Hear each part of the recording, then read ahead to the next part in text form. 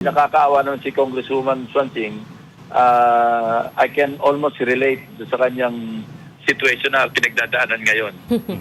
So of the three, Ang dami niyang, pati si Speaker Boji, pati si Majority Leader Sandro Marcos, medyo hirap, may threat pa sa kanilang leadership. So sir, Parang of the hindi three, nyo sir, kami pagbibigyan. Ito yung nasagap ko Mm. Pag hindi nyo pinagbigyan yung mga individual namin, magkakasubukan tayo. Mahirap yon kasi may balancing act ka. Pero kanina, yung nagko-focus kami, sabi ko sa aking mga kasamahan, pagka meron tayo, lahat naman tayo dumaan sa na kailangan mag-balance tayo. Hindi naman pwedeng para kang kabayong uuwi na naka-blinds Pero So, dapat, pagka nahirapan ka mag-balance, doon ka na lang sa tama para hindi ka maligaw.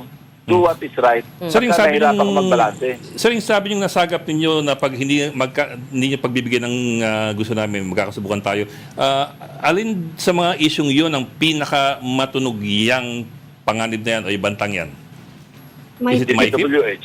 Sir? DPWH. Yung ano? Yung, Yun ang pinaka. yung Yun ang cost. pinaka. Yung MAIP, kasama rin yun.